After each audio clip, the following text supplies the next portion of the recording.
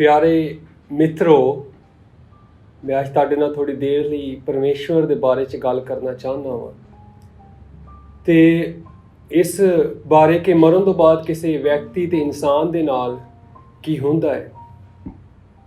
ਕੁਝ ਲੋਕ ਕਹਿੰਦੇ ਨੇ ਕੁਝ ਵੀ ਨਹੀਂ ਹੋਏਗਾ ਤੇ ਬਸ ਇਹ ਹੁੰਦਾ ਹੈ ਕਿ ਬਸ ਉਹ ਨਹੀਂ ਹੈਗੇ ਨੇ, ਮੁੱਕ ਗਏ ਨੇ, ਮਿਟ ਗਏ ਨੇ। ਕੁਝ ਲੋਕ ਕਹਿੰਦੇ ਨੇ ਕਿ ਉਹ ਕਿਸੇ ਤਰ੍ਹਾਂ ਫਿਰ ਮੋੜ ਆਉਂਦੇ ਨੇ ਤੇ ਕੁਝ ਲੋਕ ਕਹਿੰਦੇ ਕਿ ਉਹ ਥੋੜੇ ਸਮੇਂ ਲਈ ਸਵਰਗ ਜਾਂ ਨਰਕ ਵਿੱਚ ਜਾਣਗੇ, ਫਿਰ ਉਹ ਮੁੜ ਕੇ ਧਰਤੀ ਦੇ ਵਾਪਸ ਆ ਜਾਣਗੇ। ਤੇ ਕੁਝ ਲੋਕ ਕਹਿੰਦੇ ਨੇ ਕਿ ਉਹ ਕਿਸੇ ਹੋਰ ਆਕਾਸ਼ ਜਾਂ ਸੰਸਾਰ ਵਿੱਚ ਰਹਿਣ ਲਈ ਜਾਣਗੇ ਤੇ ਕੁਝ ਲੋਕ ਕਹਿੰਦੇ ਨੇ ਕਿ ਉਹ ਅੰਤ ਕਾਲ ਲਈ, ਸਦਾ ਲਈ ਪ੍ਰਭੂ ਬਣ ਜਾਣਗੇ। ਪਰ ਇਹੋ ਜਿਹੇ ਵਿਚਾਰ ਕਿੱਥੋਂ ਆਉਂਦੇ ਨੇ? ਕੁਝ ਸਿਰਫ ਇੱਕ ਵਿਅਕਤੀ ਦੀਆਂ ਆਸ਼ਾਵਾਂ ਤੇ ਇੱਛਾਵਾਂ ਦੇ ਆਧਾਰ ਤੇ ਹੋਣ ਦੀਆਂ ਨੇ ਤੇ ਕੁਝ ਦੀਆਂ ਕਿਸੇ ਇੱਕ ਵਿਅਕਤੀ ਦੀਆਂ ਧਾਰਮਿਕ ਲੇਖਣ ਦੇ ਵਿੱਚੋਂ ਇਹ ਸਾਰੇ ਖਿਆਲਾਤ ਆਉਂਦੇ ਨੇ। ਬਾਈਬਲ ਇੱਕ ਧਾਰਮਿਕ ਲੇਖਣ ਵਿੱਚ ਅਦਵਿਤਿਆ ਤੇ ਇੱਕ ਅਲੱਗ ਕਲਾਮ ਹੈ ਤੇ ਕਿਉਂਕਿ 1400 ਵਰਸ਼ਾਂ ਵਿੱਚ 14 ਕੱਲੇ ਲਿਖਾਰੀਆਂ ਨਾਲ ਲਿਖੀ ਗਈ ਤੇ ਜਿਹੜੇ ਲਿਖਾਰੀ ਸਨ ਉਹ ਕਦੀ ਵੀ ਇੱਕ ਦੂਜੇ ਨਾਲ ਕਦੀ ਵੀ ਨਹੀਂ ਮਿਲੇ ਸੀ ਤੇ ਫਿਰ ਵੀ ਬਾਈਬਲ ਇੰਨੀ ਠੀਕ ਤੇ ਸਟੀਕ ਤੇ ਚੰਗੀ ਤਰ੍ਹਾਂ ਲਿਖੀ ਗਈ। ਇਸ ਵਾਸਤਵਿਕ ਲੇਖਨ ਨੂੰ ਲਿਖਣ ਲਈ ਇਹਨਾਂ 40 ਵਿਅਕਤੀਆਂ ਨੂੰ ਈਸ਼ਵਰ ਨੇ ਗਾਈਡ ਕੀਤਾ, ਉਹਨਾਂ ਦੀ ਮਦਦ ਕੀਤੀ। ਬਾਈਬਲ ਸਾਨੂੰ ਬਾਰ-ਬਾਰ ਇਹ ਦੱਸਦੀ ਹੈ ਕਿ ਇੱਕ ਈਸ਼ਵਰ ਹੈ, ਇੱਕ ਪਰਮੇਸ਼ਵਰ ਹੈ ਤੇ ਮ੍ਰਿਤੂ ਤੋਂ ਬਾਅਦ ਇੱਕ ਸ਼ਾਸ਼ਤ ਹੈ, ਅੰਤ ਨਾ ਹੋਣ ਲਈ ਸੁੱਖ ਸ਼ਾਂਤੀ ਦੀ ਜਗ੍ਹਾ ਹੈ ਜਿਹਨੂੰ ਅਸੀਂ ਸਵਰਗ ਕਹਿੰਦੇ ਹਾਂ। ਤੇ ਹੋਰ ਇੱਕ ਔਰ ਸ਼ਾਸ਼ਤ ਦੰਡ ਦੀ, ਯਾਨੀ ਕਿ ਐਸੀ ਜਗ੍ਹਾ ਇਹ ਜਿਹਦਾ ਅੰਤ ਨਹੀਂ ਹੈ, ਜਿੱਥੇ ਸਜ਼ਾ ਹੀ ਸਜ਼ਾ ਹੈ ਤੇ ਜਿੱਥੇ ਦੰਡ ਹੀ ਹੈ, ਜਿਹਨੂੰ ਨਰਕ ਕਹਿੰਦੇ ਨੇ। ਇਹਦੇ ਤੋਂ ਹਟ ਕੇ ਬਾਈਬਲ ਵੀ ਸਾਨੂੰ ਇਹਨਾਂ ਬਾਰੇ ਦੱਸਦੀ ਕਿ ਇੱਕ ਸਵਰਗ ਤੇ ਇੱਕ ਨਰਕ ਹੈ ਤੇ ਲੋਕ ਜਿਹੜਾ ਉਹਨਾਂ ਚੋਂ ਇੱਕ ਜਗ੍ਹਾ ਵਿੱਚ ਜਾਣਗੇ। ਹੁਣ ਮੰਨ ਲਓ ਕਿ ਤੁਸੀਂ ਮਰ ਗਏ ਤੇ ਸਵਰਗ ਦੇ ਬੂਹੇ ਉੱਤੇ ਖੜੇ ਹੋ ਤੇ ਪ੍ਰਭੂ ਸਵਰਗ ਦੇ ਬੂਹੇ ਅੱਗੇ ਖੜੇ ਹੋ ਗਏ ਤੇ ਪ੍ਰਭੂ ਉੱਥੇ ਖੜੇ ਨੇ ਤੇ ਉਹ ਤੁਹਾਡੇ ਕੋਲ ਪੁੱਛਦੇ ਨੇ ਕਿ ਮੈਂ ਤੁਹਾਨੂੰ ਆਪਣੇ ਸਵਰਗ ਵਿੱਚ ਕਿਸ ਵਜ੍ਹਾ ਤੋਂ ਪ੍ਰਵੇਸ਼ ਕਰਨ ਦਵਾਂ। ਤੁਸੀਂ ਪ੍ਰਭੂ ਨੂੰ ਕੀ ਕਹੋਗੇ? ਕੀ ਇਹਦਾ ਜਿਹੜਾ ਵਾ ਜਵਾਬ ਦੋਗੇ? ਕੀ ਉਹਨੂੰ ਕਹੋਗੇ ਕਿ ਉਹ ਕਿਉਂ ਤੁਹਾਨੂੰ ਆਪਣੇ ਸਵਰਗ ਵਿੱਚ ਜਾਣ ਦੇਵੇ, ਪ੍ਰਵੇਸ਼ ਕਰਨ ਦੇਵੇ? ਕਿ ਤੁਸੀਂ ਇਹ ਕਹੋਗੇ ਕਿ ਠੀਕ ਹੈ, ਮੈਂ ਇੱਕ ਚੰਗਾ ਪੁਰਸ਼ ਹਾਂ, ਮੈਂ ਇੱਕ ਚੰਗਾ ਇਨਸਾਨ ਹਾਂ ਤੇ ਮੈਂ ਕਦੀ ਵੀ ਭੈੜਾ ਕੰਮ ਨਹੀਂ ਕੀਤਾ, ਮੈਂ ਕਦੀ ਵੀ ਬੁਰਾ ਕੰਮ ਨਹੀਂ ਕੀਤਾ, ਤੇ ਇਹ ਖੁਦਾ ਨੂੰ ਕਹਿਣਾ ਇਹ ਪਰਮੇਸ਼ਵਰ ਨੇ ਗੱਲ ਕਹਿਣਾ ਬੜੀ ਹੀ ਦਿਲਚਸਪ ਗੱਲ ਹੈ, ਜਿੰਦਾ ਕਿ ਤੁਹਾਡਾ ਇਹ ਮਤਲਬ ਹੈ ਕਿ ਤੁਸੀਂ ਕਦੀ ਬੁਰੇ ਵਿਚਾਰ ਨਹੀਂ ਕੀਤੇ, ਕਦੀ ਤੁਹਾਡੇ ਦਿਲ 'ਚ ਕਿਸੇ ਦੇ ਬਾਰੇ 'ਚ ਬੁਰੇ ਖਿਆਲ ਨਹੀਂ ਆਏ, ਵਿਚਾਰ ਨਹੀਂ ਆਏ, ਕਿ ਤੁਸੀਂ ਕਦੀ ਗੁੱਸੇ ਨਾਲ, ਨਿਰਦ ਦੇ ਨਾਲ ਸ਼ਬਦ ਨਹੀਂ ਕਹੇ, ਕਿ ਤੁਸੀਂ ਕਦੀ ਈਸ਼ਵਰ ਦੀ ਸ਼ਪਥ ਨਹੀਂ ਲਈ ਤੇ ਜਾਂ ਕਦੀ ਤੁਸੀਂ ਈਸ਼ਵਰ ਦਾ ਨਾਮ ਬੇਫਾਇਦਾ ਨਹੀਂ ਲਿਆ, ਕਿ ਤੁਸੀਂ ਕਦੀ ਵੀ ਕਿਸੇ ਨੂੰ ਘਿਨੌਣੀ ਅੱਖਾਂ ਦੇ ਵਿਚਾਰ ਨਾਲ ਨਹੀਂ ਵੇਖਿਆ, ਕਿ ਤੁਸੀਂ ਕਦੀ ਵੀ ਕੋਈ ਸ਼ੈ ਚੁਰਾਈ ਨਹੀਂ ਤੇ ਅਨੁਮਤੀ ਤੋਂ ਬਗੈਰ ਨਹੀਂ ਲਈ, ਕਿ ਤੁਸੀਂ ਆਪਣੇ ਜੀਵਨ ਵਿੱਚ ਇੱਕ ਵਾਰੀ ਵੀ ਝੂਠ ਨਹੀਂ ਬੋਲਿਆ, ਕਦੀ ਨਹੀਂ। ਤੇ ਜਦੋਂ ਅਸੀਂ ਇਹ ਸਾਰੀਆਂ ਗੱਲਾਂ ਦੇਖਦੇ ਹਾਂ ਤੇ ਸਾਡਾ ਜਵਾਬ ਹੁੰਦਾ ਕਿ ਨਹੀਂ, ਬਲਕਿ ਅਸੀਂ ਇਹ ਬੜੇ ਇਮਾਨਦਾਰੀ ਨਾਲ, ਜੇ ਤੁਸੀਂ ਇਮਾਨਦਾਰ ਹੋ ਤੇ ਤੁਹਾਨੂੰ ਮੰਨਣਾ ਪਏਗਾ ਤੇ ਤੁਸੀਂ ਇਹਨਾਂ ਸਾਰੀਆਂ ਗੱਲਾਂ ਚੋਂ ਜਿਹੜੀਆਂ ਮੈਂ ਤੁਹਾਨੂੰ ਹੁਣੇ ਉੱਤੇ ਦੱਸੀਆਂ ਨੇ, ਉਹਨਾਂ ਚ ਕੁਝ ਜਾਂ ਸਾਰੀਆਂ ਹੀ ਕੀਤੀਆਂ ਨੇ। ਤੇ ਬਾਈਬਲ ਦੇ ਅਨੁਸਾਰ ਪਰਮੇਸ਼ਵਰ ਇਹਨਾਂ ਨੂੰ ਪਾਪ ਕਹਿੰਦਾ ਹੈ, ਇਸ ਲਈ ਪ੍ਰਭੂ ਨੂੰ ਆਪਣੇ ਸਵਰਗ ਵਿੱਚ ਜਾਣ ਦੇ ਸਕਦਾ ਹੈ। ਤੇ ਇਹ ਕਿਉਂਕਿ ਇਹ ਸਾਰੀਆਂ ਗੱਲਾਂ 'ਚੋਂ ਕੁਝ ਨਾ ਕੁਝ ਅਸੀਂ ਕੀਤੀਆਂ ਨੇ, ਜਾਂ ਸਾਰੀਆਂ ਹੀ ਗੱਲਾਂ ਸਾਡੇ ਵਿੱਚ ਪਾਈਆਂ ਜਾਂਦੀਆਂ ਨੇ, ਤੇ ਜਿਹੜੇ ਪਾਪ ਨੇ ਇਸ ਵਜ੍ਹਾ ਤੋਂ ਪ੍ਰਭੂ ਸਾਨੂੰ ਜਿਹੜਾ ਵਾ ਈਸ਼ਵਰ ਜਿਹੜਾ ਸਾਨੂੰ ਸਵਰਗ 'ਚ ਨਹੀਂ ਜਾਣ ਦੇ ਸਕਦਾ। ਪਰ ਹਰ ਕੋਈ ਪਾਪ ਕਰਦਾ ਹੈ ਤੇ ਫਿਰ ਇਹਦਾ ਇਹ ਅਰਥ ਹੈ, ਇਹਦਾ ਇਹ ਮਤਲਬ ਕਿ ਕੋਈ ਵੀ ਸਵਰਗ 'ਚ ਨਹੀਂ ਜਾ ਸਕਦਾ, ਕਿ ਹਰ ਕਿਸੇ ਨੂੰ ਨਰਕ ਜਾਣਾ ਪਵੇਗਾ। ਤੇ ਜਿਹੜੇ ਅਸੀਂ ਚੰਗੇ ਕਰਮ ਕੀਤੇ, ਚੰਗੀਆਂ ਚੀਜ਼ਾਂ ਕੀਤੀਆਂ, ਉਹਨਾਂ ਦਾ ਫਿਰ ਕੀ ਅਸੀਂ ਸਵਰਗ ਜਾਣ ਲਈ ਇੰਨੇ ਕਰਮ ਕਰ ਸਕਦੇ ਹਾਂ, ਜਾਂ ਫਿਰ ਅਸੀਂ ਸਵਰਗ ਜਾਣ ਲਈ ਧਨ ਪੈਸਾ ਦੇ ਸਕਦੇ ਹਾਂ? ਨਹੀਂ, ਬਾਈਬਲ ਵਿੱਚ ਇਹਦਾ ਜਵਾਬ ਹੈ ਨਹੀਂ।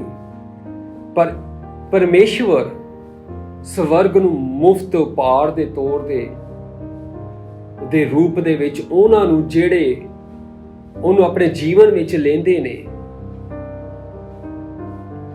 ਪ੍ਰਾਪਤ ਕਰਦਾ ਹੈ।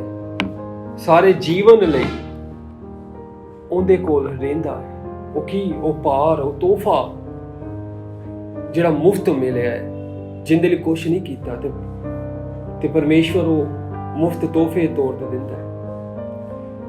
ਪ੍ਰਸ਼ਨ ਹੈ ਕਿ ਅਸੀਂ ਆਪਣੇ ਜੀਵਨ ਵਿੱਚ ਈਸ਼ਵਰ ਨੂੰ ਕਿਵੇਂ ਪ੍ਰਾਪਤ ਕਰਦੇ ਹਾਂ, ਅਸੀਂ ਕਿਵੇਂ ਫਿਰ ਈਸ਼ਵਰ ਨੂੰ ਆਪਣੇ ਜੀਵਨ ਵਿੱਚ ਲੈਂਦੇ ਹਾਂ।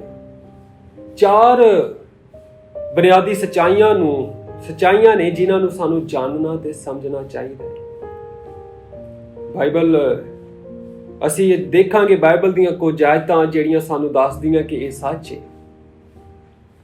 ਪਹਿਲੀ ਗੱਲ ਇਹ ਕਿ ਈਸ਼ਵਰ ਨੇ ਸਾਰਾ ਕੁਝ ਖਲਕ ਕੀਤਾ ਤੇ ਇੱਕ ਦਿਨ ਅਸੀਂ ਉਹਨੂੰ ਜ਼ਰੂਰ ਜਵਾਬ ਦੇਣਾ ਹੈ। ਉਪਤੀ ਪਦੈਸ਼ ਅਧਿਆਇ 1 ਤੇ 1 ਐਤ ਵਿੱਚ ਲਿਖਿਆ ਹੈ ਕਿ ਈਸ਼ਵਰ ਨੇ ਇਬਤਦਾ ਵਿੱਚ ਧਰਤੀ ਤੇ ਆਕਾਸ਼ ਨੂੰ ਬਣਾਇਆ। ਫਿਰ ਉਤਪਤੀ ਪਦੈਸ਼ ਅਧਿਆਇ 1 ਤੇ 27 ਐਤ 'ਚ ਲਿਖਿਆ ਤੇ ਈਸ਼ਵਰ ਨੇ ਵਿਅਕਤੀ ਨੂੰ, ਇਨਸਾਨ ਨੂੰ ਆਪਣੀ ਸ਼ਕਲ ਸ਼ਬੀਹ ਤੇ ਬਣਾਇਆ ਤੇ ਈਸ਼ਵਰ ਦੀ ਸ਼ਬੀਹ ਤੇ ਬਣਾਇਆ, ਨਰ ਤੇ ਨਾਰੀ ਉਹਨਾਂ ਨੂੰ ਬਣਾਇਆ। ਫਿਰ ਦੂਜੀ ਗੱਲ ਅਸੀਂ ਵੇਖਦੇ ਹਾਂ ਕਿ ਸਾਰੇ ਲੋਕਾਂ ਨੇ ਘਿਨੌਣੇ ਕੰਮ ਕੀਤੇ ਜਿਹੜੇ ਪਾਪ ਕੁਲਾਉਂਦੇ ਨੇ, ਇਸ ਲਈ ਤੇ ਸਵਰਗ 'ਚ ਜਾਣ ਦੀ ਇਜਾਜ਼ਤ ਨਹੀਂ। ਇਸਕੀਲ ਅਧਿਆਇ 18 ਤੇ 20 ਐਤ ਵਿੱਚ ਲਿਖਿਆ ਜਿਹੜੀ ਜਾਨ ਪਾਪ ਕਰਦੀ ਸੋ ਉਹੀ ਮਰਦੀ ਹੈ। ਫਿਰ ਲੂਕਾ ਅਧਿਆਇ 16 ਤੇ 23 ਐਤ 'ਚ ਲਿਖਿਆ ਕਿ ਉਸਨੇ ਨਰਕ 'ਚੋਂ ਤਸੀਹੇ ਵਿੱਚ ਆਪਣੀਆਂ ਅੱਖਾਂ ਚੁੱਕੀਆਂ। ਤਸੀਹੇ ਅਜ਼ਾਬ ਵਿੱਚ, ਜਦੋਂ ਨਰਕ 'ਚ ਅਜ਼ਾਬ ਦੇ ਵਿੱਚ ਸੀ ਤੇ ਉਹਨੇ ਆਪਣੀਆਂ ਅੱਖਾਂ ਚੁੱਕੀਆਂ। ਫਿਰ ਮੱਤੀ 25 ਤੇ 41 ਐਤ 'ਚ ਲਿਖਿਆ ਹੈ ਕਿ ਫਿਰ ਉਹ ਆਪਣੇ ਖੱਬੇ ਹੱਥ ਵਾਲਿਆਂ ਨੂੰ ਇਹ ਆਖੇਗਾ ਕਿ ਲਾਂਤੀਓ, ਮੇਰੇ ਅੱਗੋਂ ਉਸ ਅੰਤਕਾਲ ਦੇ ਅੱਗ ਵਿੱਚ ਚਲੇ ਜਾਓ ਜਿਹੜੀ ਪਾਪ ਦੇ ਪੁਰਸ਼ ਸ਼ੈਤਾਨ ਲਈ ਤੇ ਉਹਦੇ ਸਾਥੀਆਂ ਲਈ ਬਣਾਈ ਗਈ। ਫਿਰ ਅਸੀਂ ਇੱਕ ਹੋਰ ਤੀਜੀ ਗੱਲ ਦੇਖਦੇ ਹਾਂ ਕਿ ਈਸ਼ਵਰ ਆਪ ਹੀ ਸਾਡੇ ਪਾਪ ਦੀ ਸਮੱਸਿਆ ਨੂੰ ਹੱਲ ਕਰਨ ਆਇਆ ਤੇ ਉਹਨੇ ਇਸ ਸੰਸਾਰ 'ਚ ਜਨਮ ਲੈਣ ਦਾ ਫੈਸਲਾ ਕੀਤਾ ਤੇ ਉਹਦਾ ਨਾਮ ਯਸ਼ੂ ਹੈ। ਸਾਡੇ ਨਿਰਮਾਤਾ ਆਪਣੇ ਰਚਨਾਵਾਂ ਲਈ ਮਰ ਗਏ, ਦਫਨ ਹੋ ਗਏ ਤੇ ਫਿਰ ਤੀਜੇ ਦਿਨ ਉਹ ਮੁਰਦਿਆਂ ਵਿੱਚੋਂ ਜੀ ਉੱਠੇ। ਉਹ ਹੁਣ ਮਰਿਆ ਹੋਇਆ ਨਹੀਂ, ਲੇਕਿਨ ਉਹ ਜ਼ਿੰਦਾ ਹੈ, ਉਹ ਜਿੰਦਾ ਹੈ। ਰੋਮੀਓ ਤੇ 5 ਅਧਿਆਏ ਦੇ ਵਿੱਚ ਤੇ ਉਹਦੇ 6ਵੀਂ ਆਇਤ 'ਚ ਲਿਖਿਆ ਹੈ ਕਿ ਮਸੀਹ ਅਧਾਰਮੀਆਂ ਲਈ ਮਰਿਆ ਤੇ ਫਿਰ ਇੱਕ ਪਹਿਲੇ ਪਤਰਸ ਤੇ ਉਹਦੇ ਦੂਸਰੇ ਅਧਿਆਏ ਤੇ 24 ਆਇਤ 'ਚ ਲਿਖਿਆ ਹੈ ਕਿ ਉਹ ਆਪ ਸਾਡੇ ਪਾਪਾਂ ਨੂੰ ਆਪਣੇ ਸਿਰ ਤੇ ਉੱਤੇ ਲੈ ਕੇ ਸੂਲੀ ਚੜਿਆ।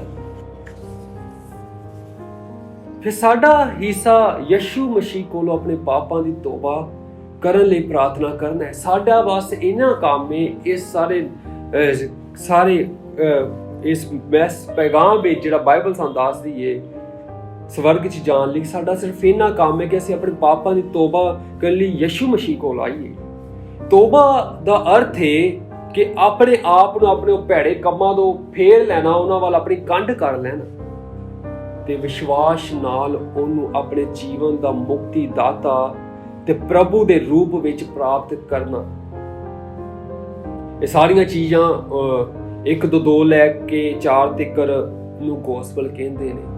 ਗੋਸਪਲ ਦਾ ਅਰਥ ਹੈ ਖੁਸ਼ਖਬਰੀ, ਚੰਗੀ ਖਬਰ। ਤੇ ਮਰਕਸ 1 ਤੇ 15 ਐਚ ਚ ਲਿਖਿਆ ਕਿ ਤੁਸੀਂ ਤੋਬਾ ਕਰੋ ਤੇ ਖੁਸ਼ਖਬਰੀ ਤੇ ਵਿਸ਼ਵਾਸ ਕਰੋ। ਫਿਰ ਮਾਲ ਤੇ ਉਹਦੇ 17 ਅਧਿਆਏ ਤੇ 30 ਐਚ ਲਿਖਿਆ ਤੇ ਈਸ਼ਵਰ ਜਹਾਲਤ ਦੇ ਵੇਲੇ ਤੋਂ ਅਗੇ ਨਾਤਾ ਦੇ ਵੇਲੇ ਤੋਂ ਮੁਕਾਲਾ ਕਰਕੇ ਯਾਨੀ ਕਿ ਚਸ਼ਮਪੋਸ਼ੀ ਕਰਕੇ ਸਾਰੀਆਂ ਵਿਅਕਤੀਆਂ ਨੂੰ ਹੁਕਮ ਦਿੰਦਾ ਹੈ ਕਿ ਕੀ ਕਰੋ, ਤੋਬਾ ਕਰੋ। ਫਿਰ ਮਾਲ 16 ਤੇ 31 ਐਚ ਲਿਖਿਆ ਹੈ ਤੇ ਉਹਨਾਂ ਨੇ ਕਿਹਾ ਪ੍ਰਭੂ ਯਸ਼ੂ ਮਸੀਹ ਤੇ ਵਿਸ਼ਵਾਸ ਲੈ ਕੇ ਆ ਤੇ ਤੂੰ ਤੇ ਤੇਰਾ ਪਰਿਵਾਰ ਮੁਕਤੀ ਪਾਏਗਾ। ਫਿਰ ਯੂਹੰਨਾ 3 ਤੇ 16 ਅਧਿਆਏ ਯੂਹੰਨਾ 3 ਅਧਿਆਏ ਤੇ 16 ਐਚ ਫਿਰ ਕੀ ਲਿਖਿਆ ਹੈ? ਇਹ ਸ਼ਾਇਦ ਦੇ ਬਾਰੇ ਚ ਉਹ ਲੋਕ ਜਿਹੜੇ ਆਪਣੇ ਨਾਮੀ ਮਸੀਹ ਦੇ ਤੌਰ ਤੇ ਵੀ ਜਾਣਦੇ ਨੇ, ਉਹ ਜਾਣਦੇ ਨੇ ਕਿ ਈਸ਼ਵਰ ਨੇ ਜੱਗ ਨਾਲ ਇੰਜ ਪਿਆਰ ਕੀਤਾ, ਇੰਜ ਪ੍ਰੀਤ ਕੀਤੀ ਕਿ ਕੀਤਾ ਤੇ ਉਹਨੇ ਆਪਣਾ ਇਕਲੌਤਾ ਪੁੱਤਰ ਦੇ ਦਿੱਤਾ ਤੇ ਜਿਹੜਾ ਉਹਦੇ ਤੇ ਵਿਸ਼ਵਾਸ ਕਰੇ ਨਾਸ਼ ਨਾ ਹੋਵੇ ਪਰ ਅੰਤ ਕਾਲ ਦਾ ਜੀਵਨ ਪਾਵੇ। ਤੇ ਹੁਣ ਤੁਹਾਡੇ ਉੱਤੇ ਕਿ ਜੇ ਤੁਸੀਂ ਸਵਰਗ ਜਾਣ ਦਾ ਆਸ਼ਵਾਸਨ ਯਕੀਨ ਚਾਹੁੰਦੇ ਹੋ ਤੇ ਤੁਹਾਨੂੰ ਯਸ਼ੂ ਮਸੀਹ ਕੋਲੋਂ ਪ੍ਰਾਰਥਨਾ ਕਰਨ ਦੀ ਆਵਸ਼ਕਤਾ ਹੈ, ਲੋੜ ਹੈ ਤੁਹਾਨੂੰ ਇਸ ਗੱਲ ਦੀ ਕਿ ਤੁਸੀਂ ਯਸ਼ੂ ਮਸੀਹ ਕੋਲੋਂ ਆ ਕੇ ਦੁਆ ਕਰੋ। ਕਿ ਤੁਸੀਂ ਸਮਝਦੇ ਹੋ ਕਿ ਈਸ਼ਵਰ ਨੇ ਤੁਹਾਨੂੰ ਬਣਾਇਆ ਹੈ ਤੇ ਉਹ ਤੁਹਾਡਾ ਮਾਲਕ ਹੈ, ਉਹ ਤੁਹਾਡੇ ਨਾਲ ਪਿਆਰ ਕਰਦਾ ਹੈ, ਉਹ ਤੁਹਾਡੇ ਪਾਪਾਂ ਨੂੰ ਤੁਹਾਡੇ ਕੋਲੋਂ ਕਿਉਂਕਿ ਤੁਹਾਡੇ ਪਾਪਾਂ ਨੇ ਤੁਹਾਨੂੰ ਉਹਦੇ ਕੋਲੋਂ ਦੂਰ ਕਰ ਦਿੱਤਾ ਹੈ, ਵੱਖ ਕਰ ਦਿੱਤਾ ਹੈ ਤੇ ਉਹ ਤੁਹਾਡੀਆਂ ਪ੍ਰਾਰਥਨਾਵਾਂ ਨੂੰ ਸੁਣੇਗਾ।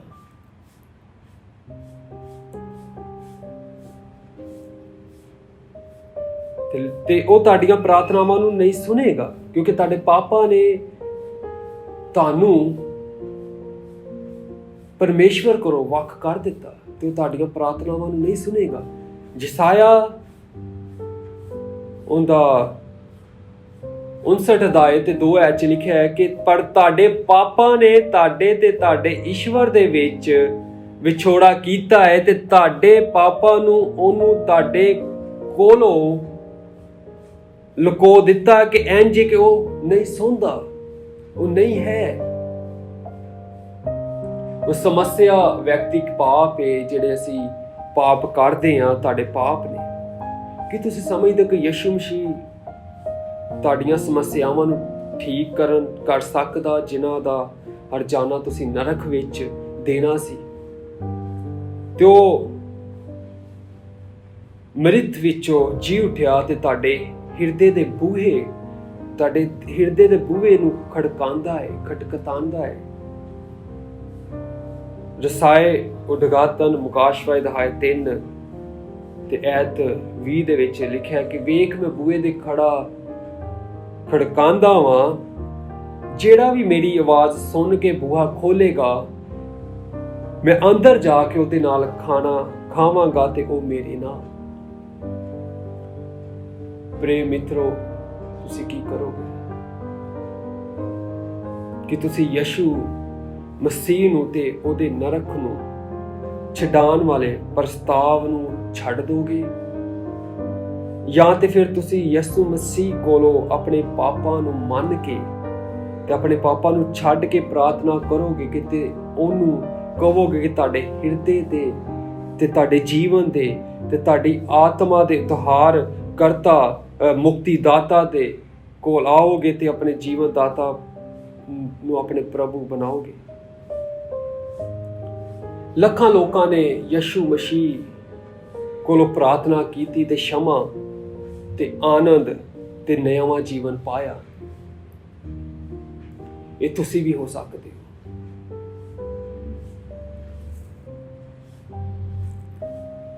ਸਾਡੇ ਨਾਲ